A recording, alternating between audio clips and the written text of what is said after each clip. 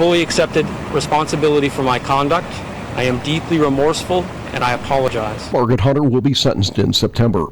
The Los Angeles County District Attorney's Office has announced 30-year-old Rhett Nelson of St. George, Utah, is being charged with 2 counts of murder and second-degree robbery, as well as 1 count of attempted murder. He's accused of killing LA County Sheriff's Deputy Joseph Solano and another man on Monday.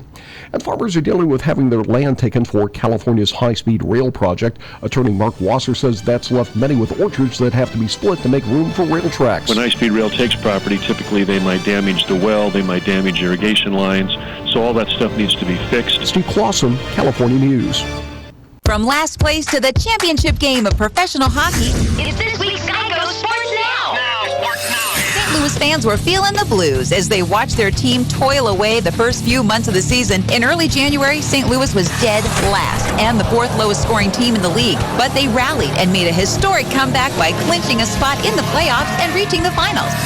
Great news. There's a quick way you could save money. Switch to Geico. Go to geico.com and in 15 minutes you could save 15% or more on car insurance. Get Dad a great gift from Kohl's, like an anti-gravity chair, just $59.99. The Amazon Echo, $64.99. Or the Fitbit Versa Lite Edition, $159.99. And you'll get Kohl's Cash, $10 for every $50 spent.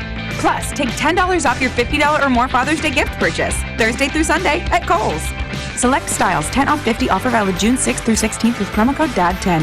Some exclusions apply. See store or Kohl's.com for details. NBC News Radio, I'm Brian Shook. Most of the Democratic candidates for president are going to be in this month's debate. The Democratic National Committee announced today that 20 of 24 candidates qualified for the first debate to be staged in Florida. To qualify, they had to have 1% or more in 3 national polls, or at least 65,000 different donors. President Trump is thanking Press Secretary Sarah Sanders after announcing she's leaving the White House at the end of this month. A very, very fine woman. She has been so great. She has such heart.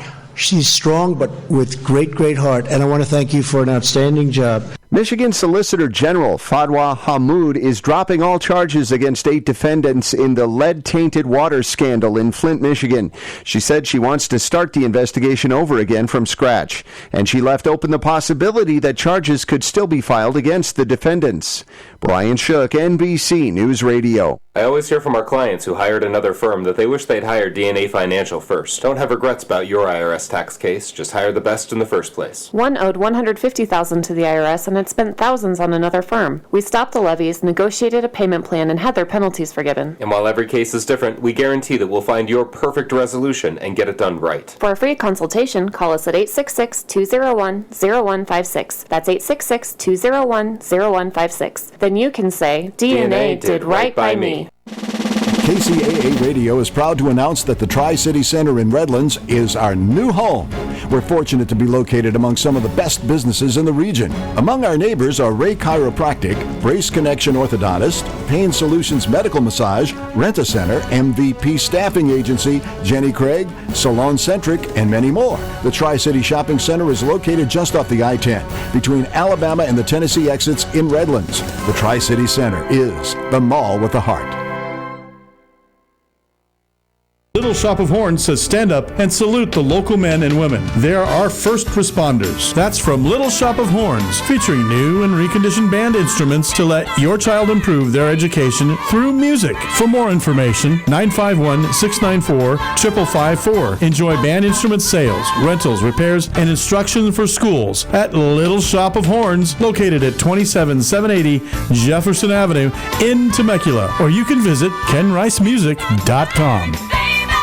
If you're looking for a full or part-time sales position and you have radio, TV, or print media experience, KCAA has a great opportunity waiting for you that pays the highest commissions in the market. KCAA is the only station in the IE that broadcasts on 3 frequencies, so advertisers receive 3 ads for 1 low rate. This makes KCAA a must-buy for every local business. If you're interested in a sales position with us, email CEO@kcaaradio.com. This is KCAA.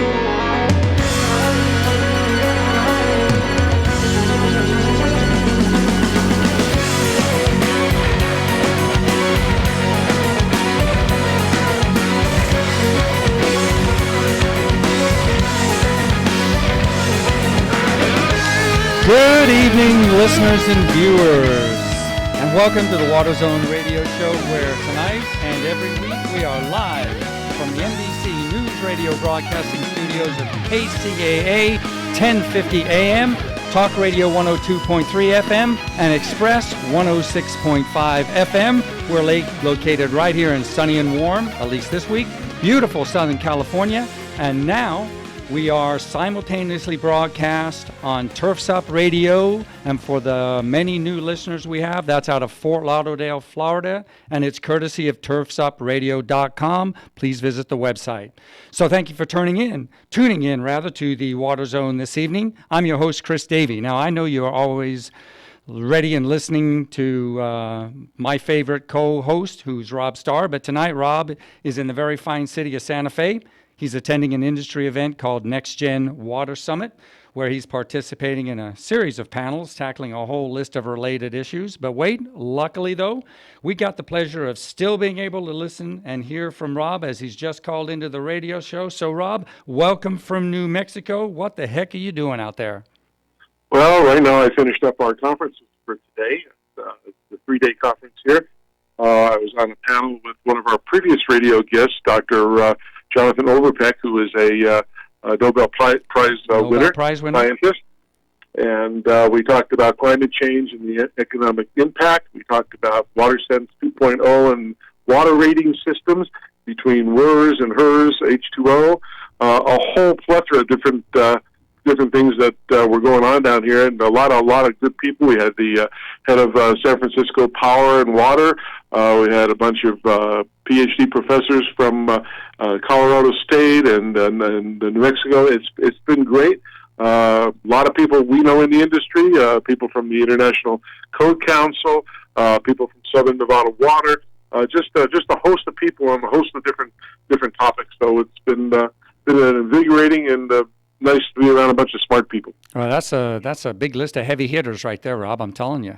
Yep. Are you keeping your tie straight? Keep my tie straight. Yeah. Tie and jacket too.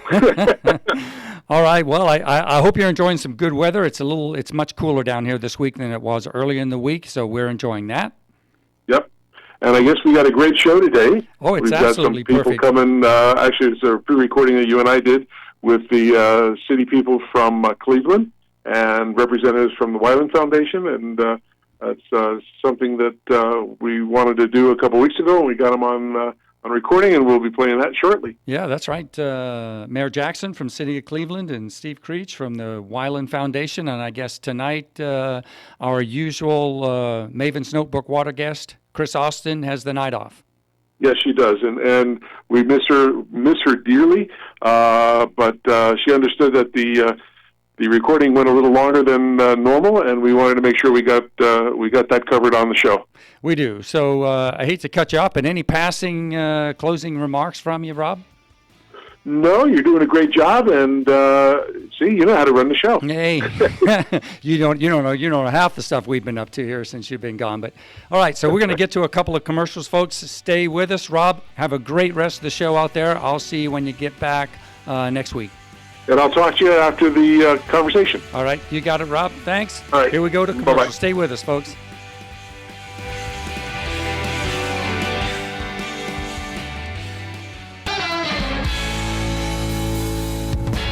Time to take a water break and talk some water. Irrigation. Such a refreshing topic. As more and more markets face water restrictions, your customers may be hungry, or should I say thirsty, for water-saving products. For new installations, add options like drip irrigation, controllers that respond to weather data, pressure regulating heads, or heads with check valves. They all provide easy ways to differentiate your bids and win more jobs. Or for an extra stream of revenue, offer existing customers upgrades like high-efficiency nozzles, rotary nozzles, or Wi-Fi based controllers. Because when you help your customers save water, you make a world of difference for the earth and your bottom line at the same time. We'll drink to that.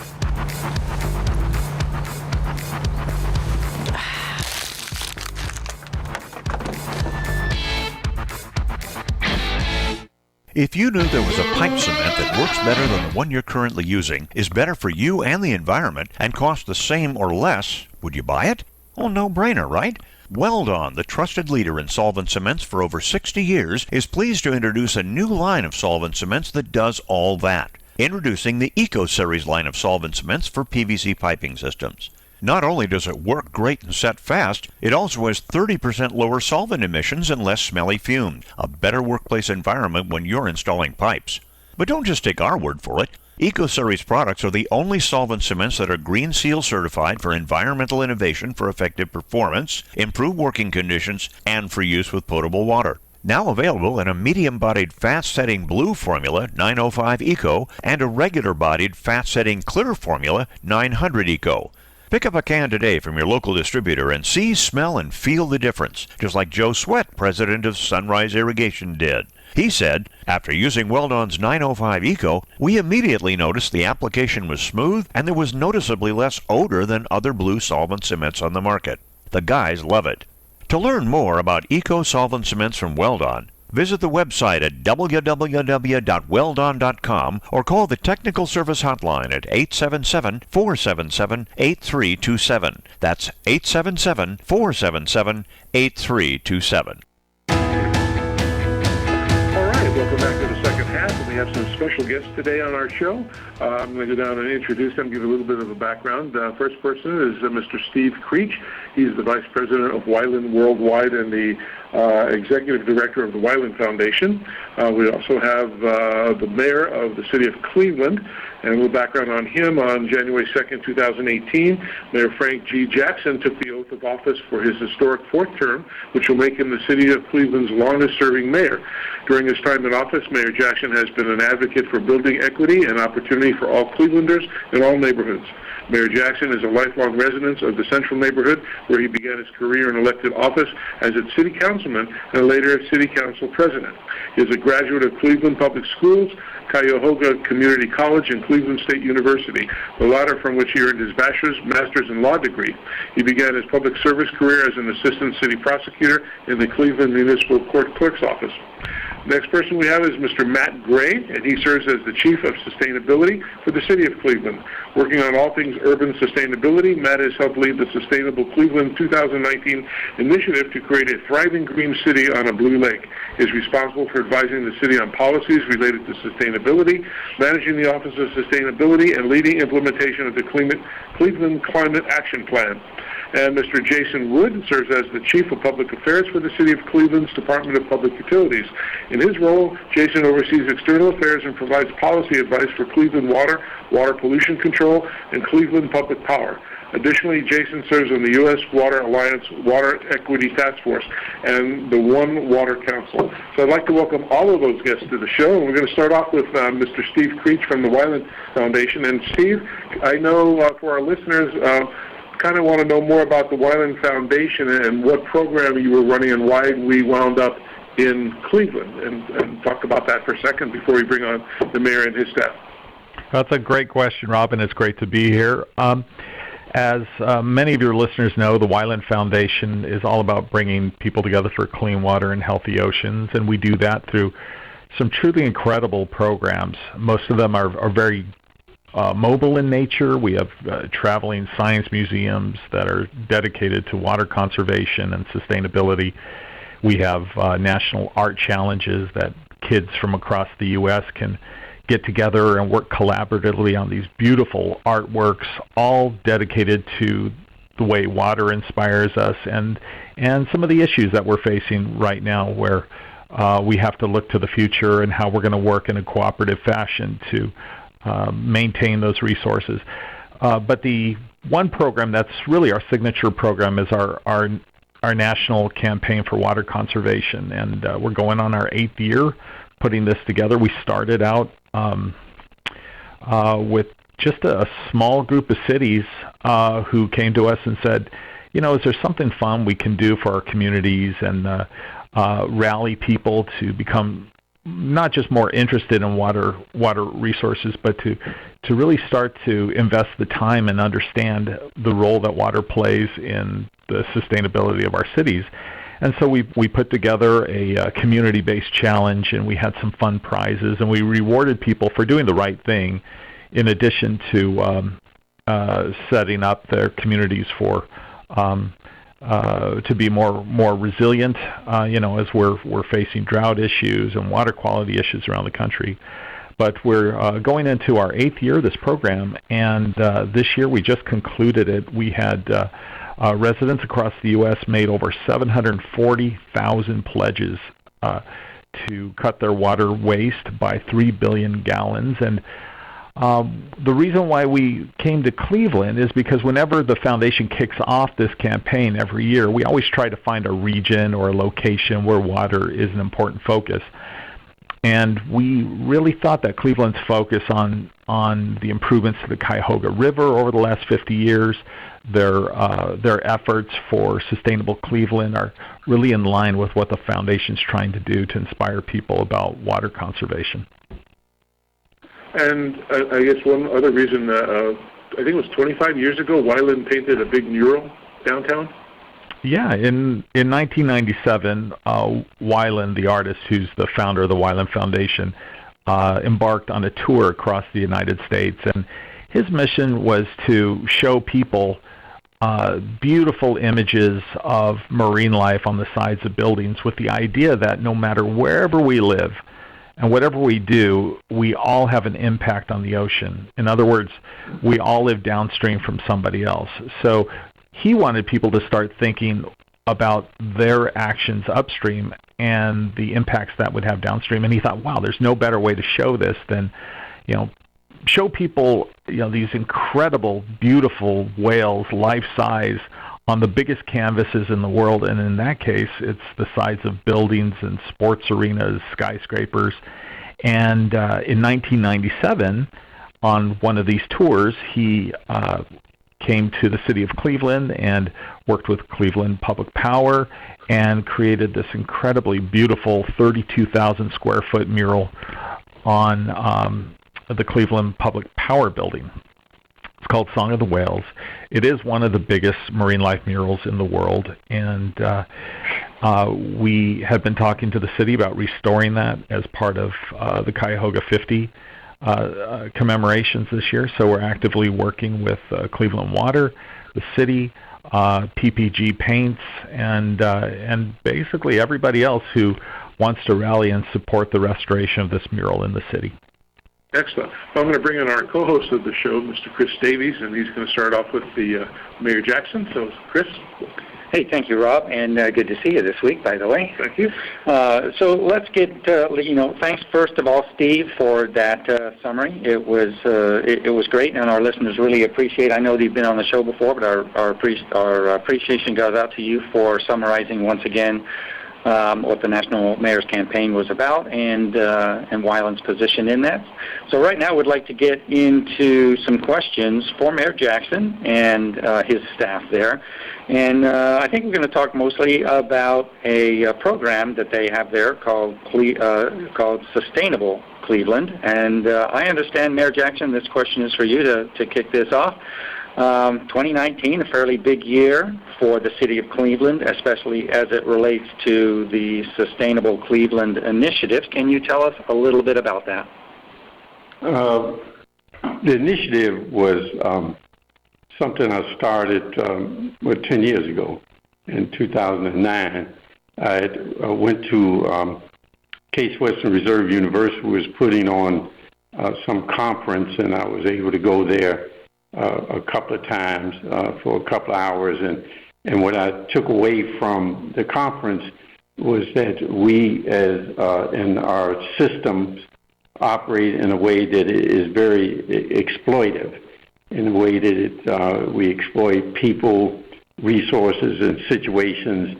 And many times we did that for the sake of profits or for some financial reason.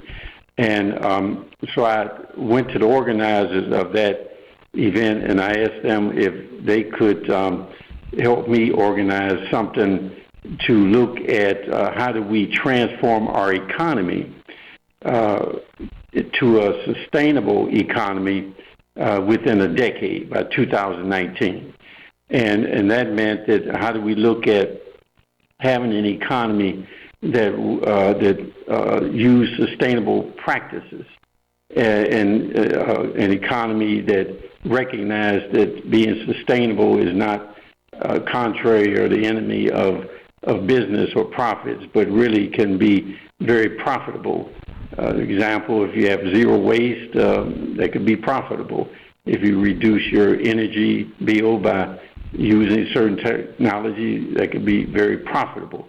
All these kind of, and at the same time, how do we respect the environment and do it in a way that makes that a quality of life issue? Because at the end of the day, we're at the end of the food chain, and whatever happens out there in the environment and how our systems operate and impacts that environment has a significant impact on the physical, psychological, and emotional health of people.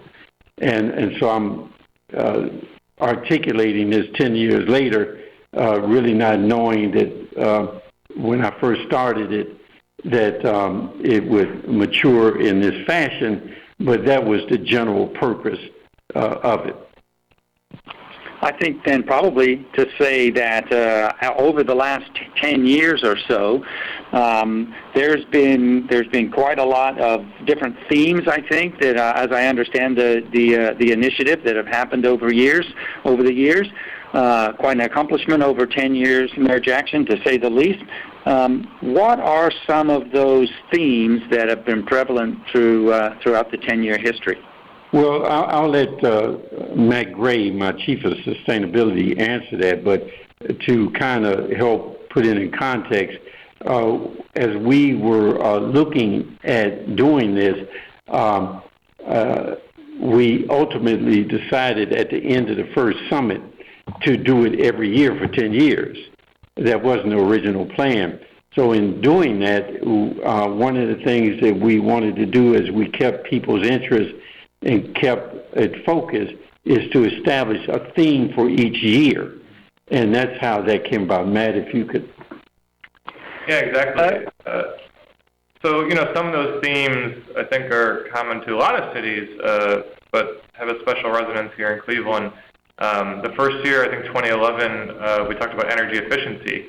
And we focused on that because in many ways that is the low-hanging fruit of sustainability, as the mayor talked about. I mean, any organization, any home, often that's one of the first things they'll go to because they can also save money. We did a lot on local food. Cleveland's a national leader in creating a local food economy, and also an area early on I think the average resident could engage on, and they've continued to engage on that topic.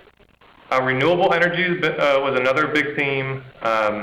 We're doing a lot on solar. We're also in the process of creating the first offshore wind turbines in North America in fresh water. We've been working for about a decade on that and have made a lot of progress and hope to have those in the water within a couple of years. Mayor talked about waste was a theme. Transportation has been a big one just in the last 4 years. We've added about 80 miles of infrastructure. Again, really focused on safety for all modes of transportation in the city streets. Vibrant green space has been a big one. We have a goal now of having every resident living within a 10-minute walk of a park, a good and clean park. We're above the national average right now, but we want to get to 100% of those residents having access. And then finally, I'll mention that what it all comes back to, which is vital neighborhoods, having all neighborhoods prosperous, and then people. So this year, the last year of this 10-year initiative, is the year of people. And that's really what the focus is making sure all this work we're doing on all these topics benefits everyone in the city. There's a lot of stuff to go through there, Matt. I understand that it's been quite a challenge for you, but we have a couple of other questions for you, Matt. But before we go to that, I want to tag back to the Wylam Foundation connection just a little bit, and wasn't going to quite let Mayor Jackson off the hook so quick. But it seemed like Mayor Jackson. It seemed like that after you learned the goals of the Wylam Foundation's campaign, their campaign, right? To bring together, as it were, all the civic leaders for major cities like yourself, right, along with community groups, and the objective was to inspire people to do more for water conservation. I think you were very supportive of that effort. So let me ask you a question. What role do you see yourself and other mayors as having in the effort to promote sustainability in our cities? Well, first of all, being mayor in Cleveland or being mayor in any metropolitan area, it doesn't mean that you're able to just say something and it happens. I think the Weiland Foundation will be in complete agreement that anything that happens in a positive way in this area will have to be a complete community effort. And that means that there has to be changes in mindsets, change in cultural behaviors, change in operations for whether they're individual families and how they operate their household, or institutions like major hospitals or corporations and how they operate. So all these things have to be done in a very comprehensive way. Now, being mayor does help in terms of having the ability to influence and call together groups of people or to state something and have the bully pulpit for stating a particular policy.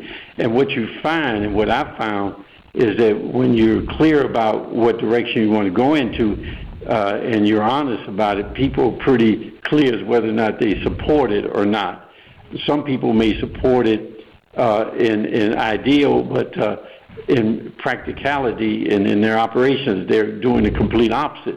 So it really serves to call out individuals and institutions, corporations, call them out as to whether or not their policies and their conversation around sustainability and their practices really come together. And in most cases, they don't, and that includes the city. We still have some very unsustainable practices at the city. Why? Because it is so ingrained in decades of the way in which things have been done. But we made significant progress. So the foundation and them really stating what it is around conservation, clean water, and all this other stuff really helps to bring a much broader constituency together besides just a city and a mayor. But in order for it to be effective, each city has to make progress in that area, and you cannot do it without complete buy-in. And the more buy-in you get, the more progress you make. And I think we've got significant buy-in from people who originally were skeptical. We've always had the buy-in of those who were the advocates. And then people are seeing that, this can actually be to my benefit on my bottom line. So I'm not an enemy of sustainability anymore. I think it's a good proposition for us. Well, I wouldn't sell you short, because you have been mayor for as long as you have in the city without being recognized as an influential person in something, and someone who has good leadership qualities and such. So congratulations to you and your team for that. Matt, we understand that this year is a big in the history, and if I'm pronouncing this river, because I've heard 4 different people tell me how to pronounce it, and I'm not sure I'm doing it right. Is it Cuyahoga River? And can you tell us a little bit about the river, its historic fire, and what makes this a special year? Well, the 4 of us would probably pronounce it differently, too. I think Cuyahoga. But it is a special year. So the Cuyahoga River, it's been the lifeblood of this region for the last 13,000 years, right? First with Native Americans, then through when Moses Cleveland came here and to the shores, he settled at the mouth of the river, all the way through industry through the 1800s and 1900s. It was the source of that industry and where industry located. So it's always been a critical piece for Cleveland. Starting in 1868 was the first fire on the river, and there was periodic burns on the river for 101 years, all the way to June 22nd, 1969. And many rivers burned across the country, but this fire became special. got in Time magazine, and kind of came at the end of a decade of environmental activism. And this specific fire on that June 22nd really helped to lead to the creation of the U.S. EPA the next year, and then the Clean Water Act in 1972. So, we're celebrating this year 50 years of progress on the river. Back then it was literally dead. I mean, there was no oxygen in the river. Nothing lived. And now today we have 70 species of fish who are thriving. It's shared by industry. It's with recreation. It's a driver of our clean water economy. So we're celebrating that with some just tons of events this year.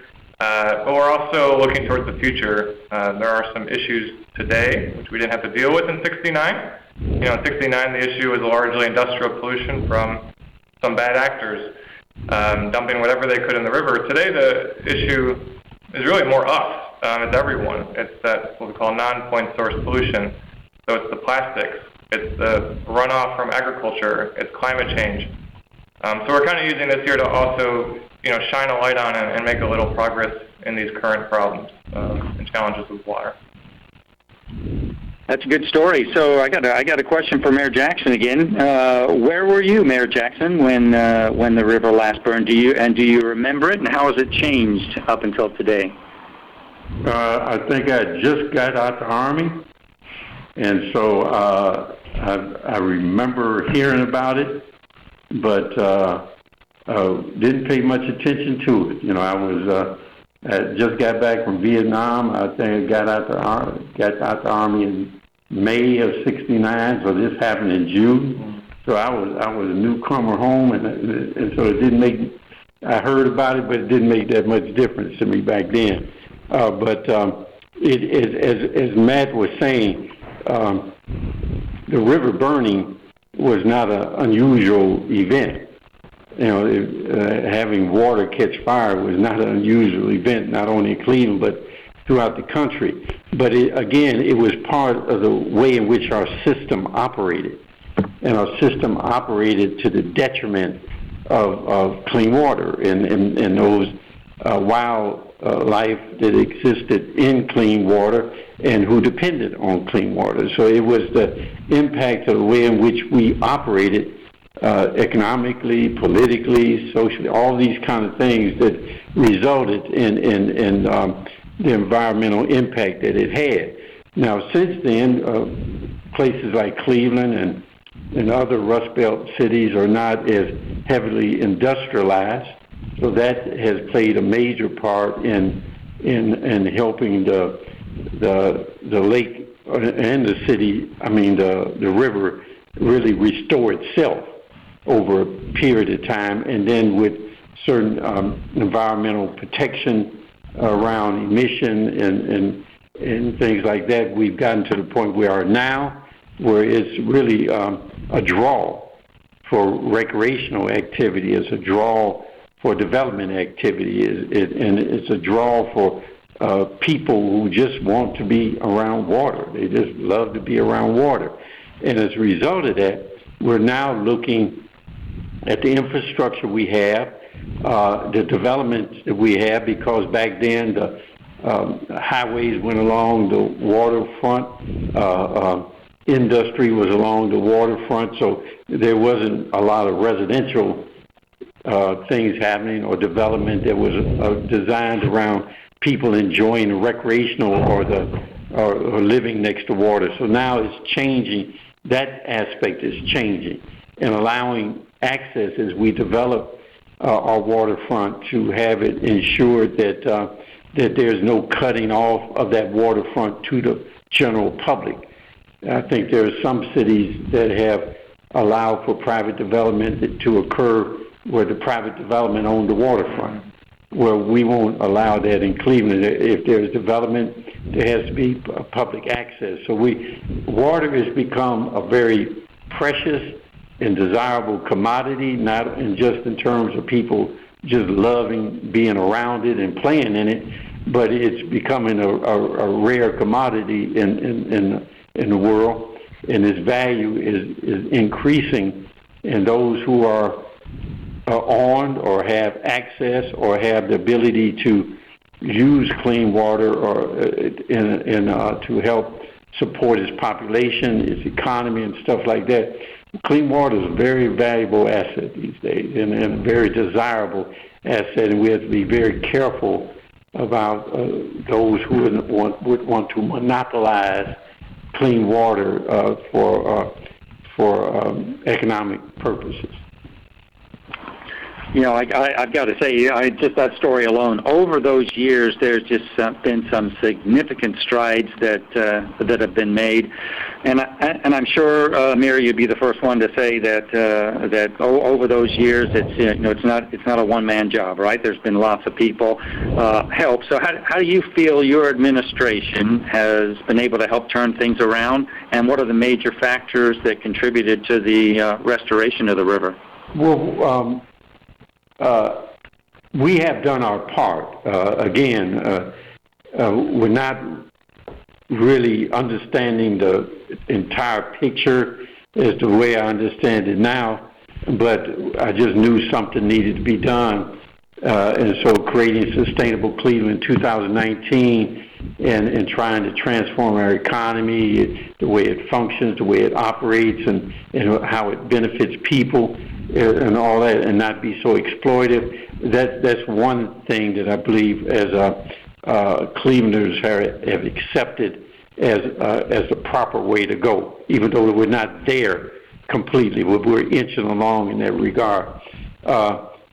Having other things happening, like creating the Office of Sustainability and making them a direct report to the mayor, not the mayor's office, but in the mayor's office of Sustainability, and having a chief in charge of that with a direct report to the mayor, I think gives notice to people that we take it seriously. And then to give that chief the authority to interact with advocates or interact with business or interact with other people from around the country or even world, that are of like mind, and seeing what's the best practice, all those kinds of things, we just have to put it in motion.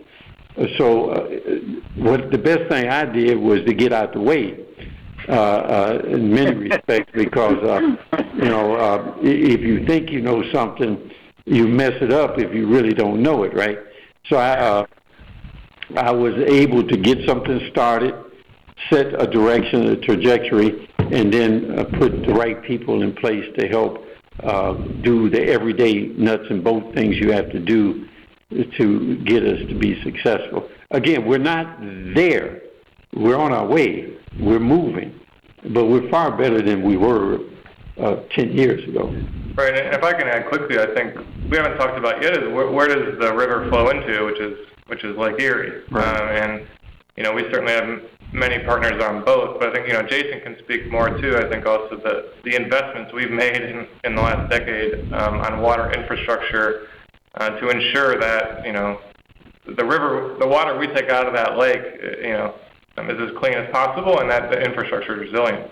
Right, and the infrastructure that we have in terms of our water plants, what's under the ground, we deliver a high quality product, and for as reasonable price as you can deliver it. Imagining the hundreds of millions and the billions of dollars of investment that have occurred and the debt on those investments over the last 20, 30, 35 years, we have a pretty good product for that. Jason, if you want to. Yeah, absolutely, Mayor. I think that it's always an interesting discussion when we start talking about the river, because people do forget sometimes that it does flow into the lake. And the health of the river and the health of the lake are inextricably linked to one another.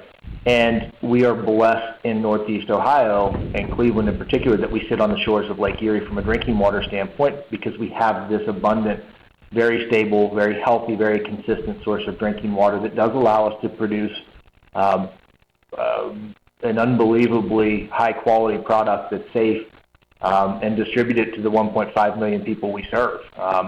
And that is really driven by the health of the lake. And as the mayor said, some significant investments that we've made over the past 30 years. We've spent about $1.6, $1.7 billion over the last 30 years to make those investments so that the people who need the water that we deliver can count on it being safe when it gets there. And that's designed to account for any number of risks. So lake-based effects of algae and hypoxia, land-based effects from potential contaminants in the ground and in lead plumbing. So we're really well prepared and well positioned, and we wouldn't be as successful as we are without a healthy and strong Lake Erie. And that's dependent upon having a healthy and strong river, which I think can't be understated how important that's been to the development and the implementation of the water system over the last 30 to 50 years. Okay. These are for next questions for Matt and Jason. Continue. What are some of the specific activities that will be hosted in this anniversary year and weekend commemorating the fire? Well, so we've been celebrating all year. So we have Cuyahoga50.org. Clevelanders are party animals, huh? Oh, yeah. We can't get enough of our water events. So we've had over 100 events this year to mark the 50th. And I think we basically created this platform for engagement. And what's been amazing is all these institutions, all these organizations, from small neighborhood-based organizations to our big ones, our big arts organizations, are having these water-based events. So maybe I'll ask Jason first to talk about a couple examples from Cleveland Water, and I can go to the big anniversary weekend. Yeah, I think we've really done a good job as a community of convening folks to come together and talk about the importance of water. And as we've had this discussion, more and more folks, I think, are starting to understand the bigger picture, which is always really good.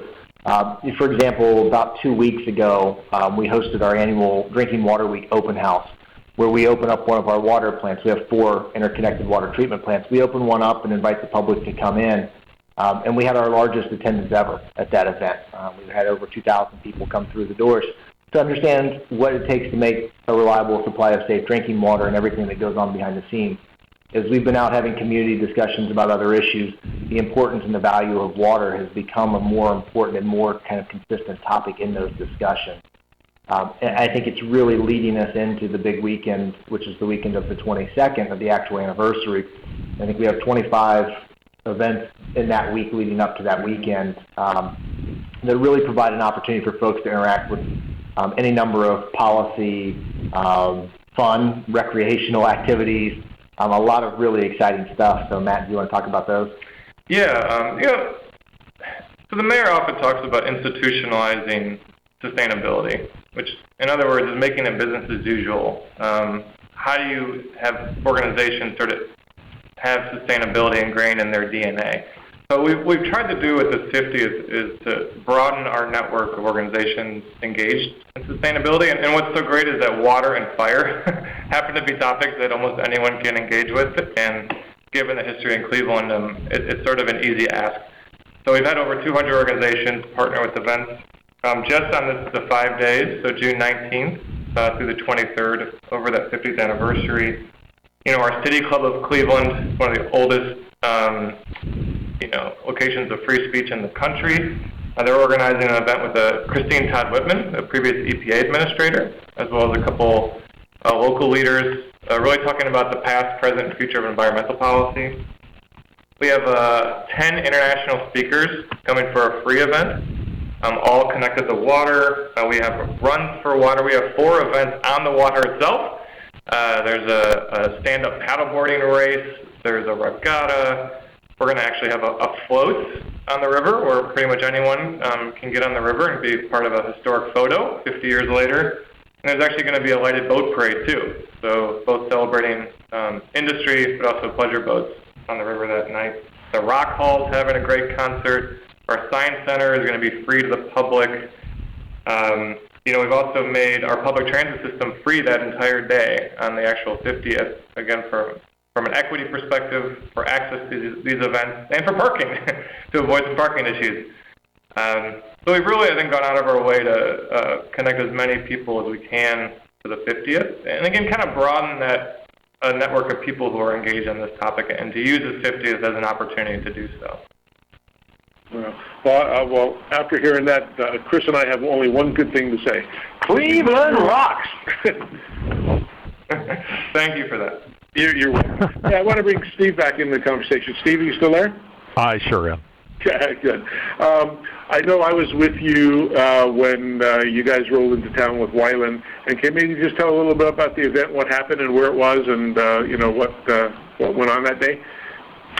Yeah, we were really honored to be hosted by Davis Maritime and Aerospace High School in Cleveland, which is a charter school, and it's a vocational school that, for us, it meant a lot to us because it really is the young people that are going to be assuming the mantle of responsibility for our clean water and our healthy oceans and our environment. So to be there with Mayor Jackson and Matt and Jason and all the support from the city of Cleveland and the utilities, it just meant the world to us. And it was really a show of force for the young people to know that we've got their back and that we're fully supportive of investing in them and their efforts to become great stewards of our environment and the great resources that are in Cleveland and around the United States and, of course, the world. So we were there, and, of course, you were there, Rob, and we kicked off our annual national campaign for clean water, and couldn't have asked for a better situation. Wyland, of course, is always inspirational when he talks to young people. He's spoken to well over 1 million kids in the last decade and sharing his vision for the future. So it was really fantastic, and I'm glad that the mayor's here and the team's there because on behalf of the Wyland Foundation, we just wanted to say thanks to everything that you're doing, Mayor Jackson, and your team. Your hearts are all in the right place, and we're firmly supportive of what you all do. I also hope, Steve, that I didn't blow out the TV cameras when I gave all the kids the whistles to blow. So it kind of shocks a couple people on that. Okay, hey, just from the dialogue, I'd like to ask Jason a question, if you will, right? Kind of circle back to all of the sustainability efforts, all the programs, all the water quality improvements, all that stuff that's gone on. So, Jason, maybe you can tell our listeners just a little bit about what's the status of water in Cleveland today, right now. Right now, we are producing a reliable supply of safe drinking water. And we're a very large system, so it's a big job. We've got a lot of things working and moving pieces and parts, but everything is working well.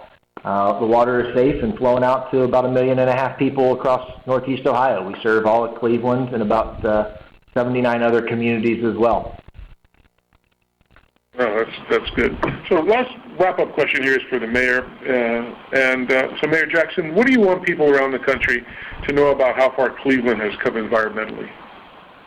I don't know how to answer that, and I'll tell you why. Is because I would just let people come here and see themselves, and then they can better answer that question than I think I can, because I'm here and I'm involved in it, and I really don't have anything to compare it to. Matt Gray has a broader understanding of the other cities and what they're doing and not doing, what we look to them for as best practice, what they look to us for best practice. So I would just say that if I were going to, you just have to do it. The conversation is a nice conversation, having a philosophical discussion around the environment and around our systems and how it affects the environment, having a conversation around the health of people and the disparity and equity in terms of health and all those other things that are associated with what I believe to be a sustainable social network. Those are great conversations, but I remember when I was a younger man and they were having the same conversation, and so I've learned a long time ago that the conversation is nice and is a good academic exercise, but it's what you do that matters. And we believe that we have put in place an infrastructure that has helped to move the city forward in this direction. And are we where we'd like to be? No. Or where we should be? No. But we are so much further than where we were, and that once we institutionalize it and just make it what Cleveland does, you don't think apart. You don't think about it. It's just what we do in terms of social and economic and political behavior. Then it is, I believe that's our success as we pass this thing on to whoever comes next. Would you agree with that, Matt? Yeah, that makes complete sense. Of course, he would not disagree with the mayor. Well, I think you answered the question just fine, Mayor Jackson. So maybe another way to look at it is say, hey, just peeking into the future a little bit, right? You yourself said a little earlier that you quite haven't got there yet, and as you and many other people that have been on the Water Zone radio show have said that all of these efforts are not it's not a just destination, it's about the journey, right? So maybe you or Matt or Jason can answer this question. What do you have planned for the coming years for Cleveland? Well, we plan on just me as mayor, plan on just doing whatever it is that needs to be done. As I said before, a lot of which I do not know. I either learn it, become more mature in the subject matter, or I have people who work for me who are more adept and who are better suited to give advice in that direction. And one of those people is Matt. And so, Matt, what would you say?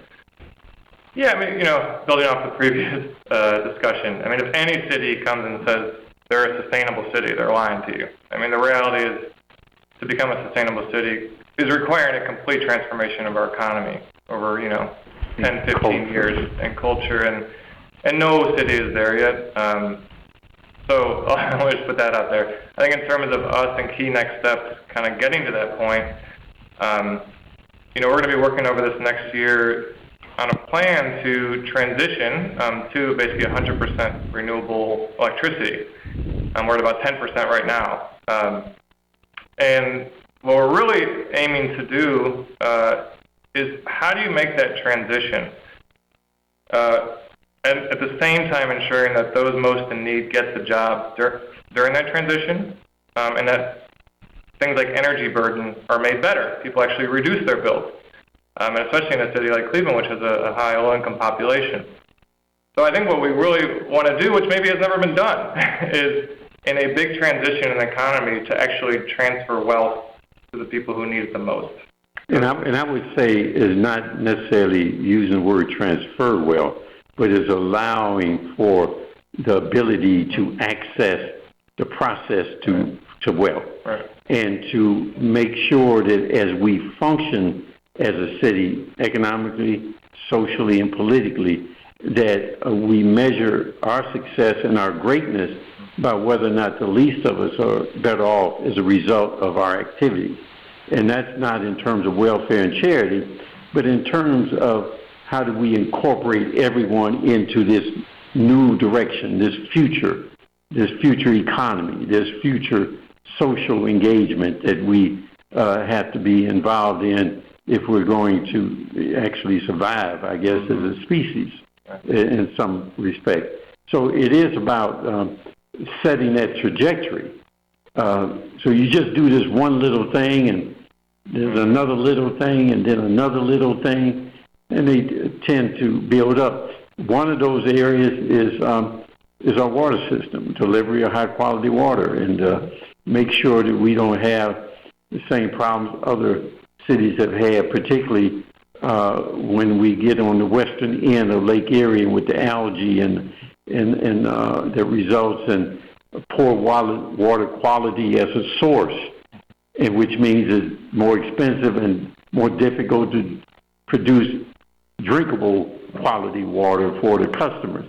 The same thing that may have happened where we intake water that is heavily polluted in one particular thing or another. It takes a lot of effort to get that out. And the more chemicals you put in, the less it is water, right? is more something else than it is water. And so having a water system that really creating a source that is good to being pure and drinkable at the source, knowing that you have to clean it up, having a water system able to do that. So it's all interconnected. But it's all about how do you provide equity and how do you get rid of disparity, and how do we create a healthier environment for people to live, work, and do business. That's what it's about. Now, how do we get there? We don't always know, but we're moving. Extremely well said. And I'll tell you, for us, Chris and I, and I'm speaking for Chris, I'm sure he agrees. He's shaking his head yes. And all our listeners, we really appreciate the time you guys took to spend with us. Mayor Jackson, you are a remarkable person. Matt Gray, Jason Wood, Steve Creech. I mean, all you guys are something I kind of want to aspire to be. I'm probably older than all of you, but when I grow up, I want to be like all of you guys. So we can do that. Much appreciated. So again, I want to thank each and every one of you for participating in this conversation, and wish you guys lots of luck and success in the future. And again, thanks for being a guest on our great show, The Water Zone. So thank you very much, gentlemen. Thank you. Thank you. Thank you, Rob.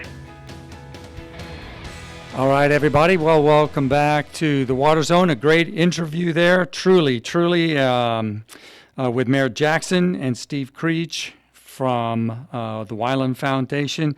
Really a true success story and proof that sincere efforts that are made to clean up a water source can pay real dividends, as illustrated in that conversation.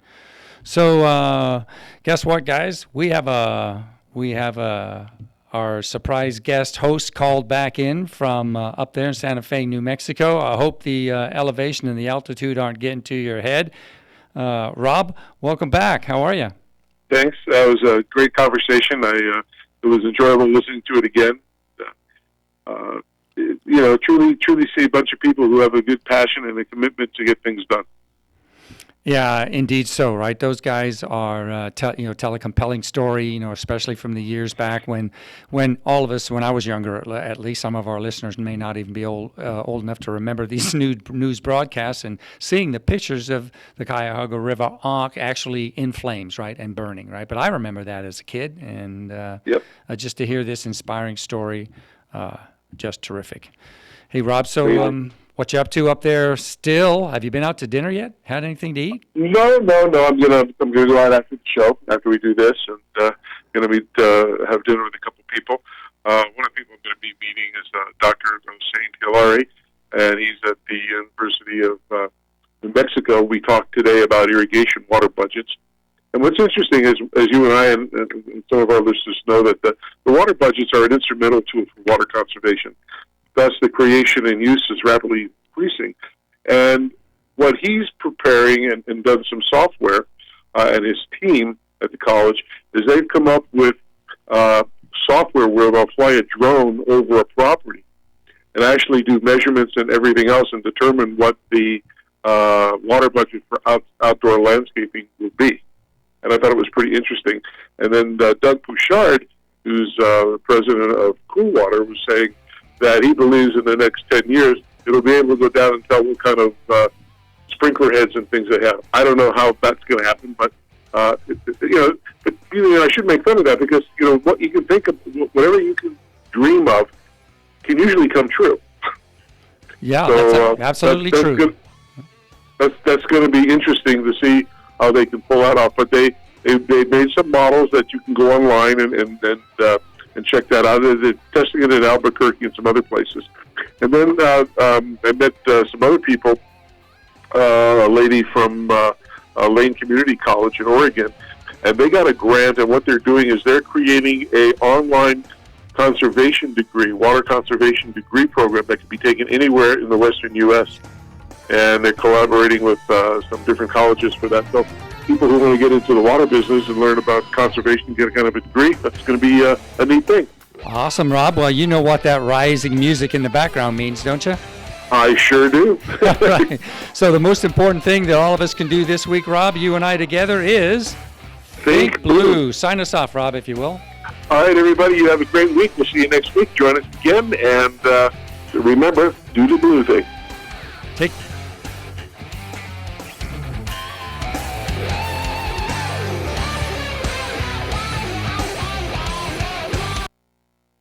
KCAA Loma Linda, 1050 AM, 106.5 FM, and now 102.3 FM.